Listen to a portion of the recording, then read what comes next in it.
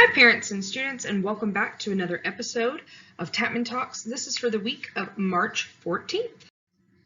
So here's what's coming up this week. Students are going to be tested over Unit 11 and 12, which is what we just finished up. And then we are going to be starting Unit 13, which is World War I and Great Depression in Georgia, as well as World War II. But this week we're going to focus on World War I, Great Depression in Georgia, and then Eugene Talmadge. So Monday we are going to review for the Unit 11 and 12 CUA. Students received a study guide on Friday, and we're going to go over that study guide on Monday, and with any extra time left in class, we'll play a review game. I am offering 5 extra points on their test if they turn in their completed study guide the day of the test. I will not take this one late because it is extra points. So they have to turn it in the day of the test, which is Tuesday. So if they give it to me on Wednesday, that's great, but they don't get the 5 extra points on the test. Tuesday, they are going to be taking their Unit 11 and 12 CUA, and I'm also going to be doing a notebook/folder check. I'm going to be looking at numbers 7 through 15. On Wednesday, we're going to be doing a Great Depression simulation, so the students can get an idea of what it was really like to be there during the Great Depression, and just get an idea of how people back then struggled. On Thursday, we're going to be looking at contributions that Georgia made to World War I, as well as how the Great Depression affected Georgia. Students will be taking some notes, and then they're going to be creating a propaganda poster on either one of the contributions of World War I or one of the issues that took place during the Great Depression. Friday, we're going to be looking at Eugene Talmadge's opposition to the New Deal. Students will read an article about him, we'll talk about it, and then they're going to create either a pro or anti-Talmadge poem and then explain why they went the pro or anti route. Grades this week are going to be the CUA, Unit 11-12, and then the notebook check 7 through 15. Here are your important dates coming up. March 15th, that is the test and the notebook check. March 25th, which is the next Friday, is the Unit 13 CFA, and then March 29th is the district interim.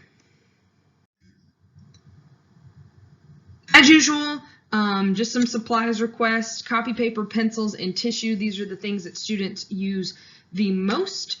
So if you're out and about and would love to donate to the classroom, I know I would greatly appreciate it, and they would too, because once we run out of these things, a lot of times, unless I get an opportunity to go and pick up some of that stuff, or am able to pick up some of that stuff, it just doesn't exist in the classroom. So any donations would be greatly appreciated. After school tutorial, if a student needs help with content or getting caught up with missing work, or just a quiet place to work on schoolwork, I am typically available Monday, Tuesday, Thursday, and Friday. However, I am starting to work with the school soccer team a little bit until their season is up, which is coming up very soon. So I may not be as available through the next couple of weeks as I normally am. So just have your student check with me. If I can stay after school, great. If I can't, we'll definitely find a time for them to work on what they need to work on or get the help that they need. If they do stay after, please plan to pick them up by 5:30.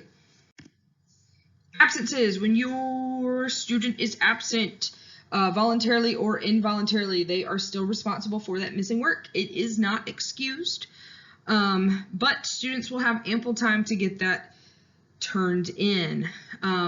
If they are able to check its learning on a regular basis while they are absent, I highly suggest that they do that.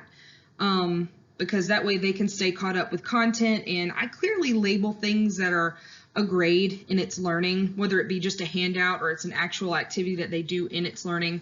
I label what is for a grade. So if they focus on the things that they have to complete, they won't be so far behind. Other things, grades are being updated weekly, so make sure that you are checking your child's progress on Infinite Campus. If it says it's missing, and I haven't gotten it yet. So talk to your child about turning in that missing assignment and where it could be.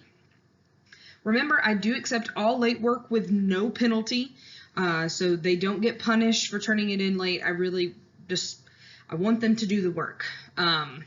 We've had a big issue of students just not doing work this year.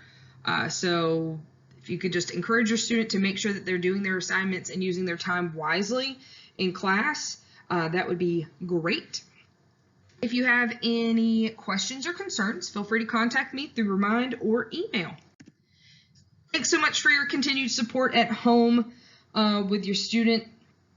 If you need anything, you know where to find me, and have a great week.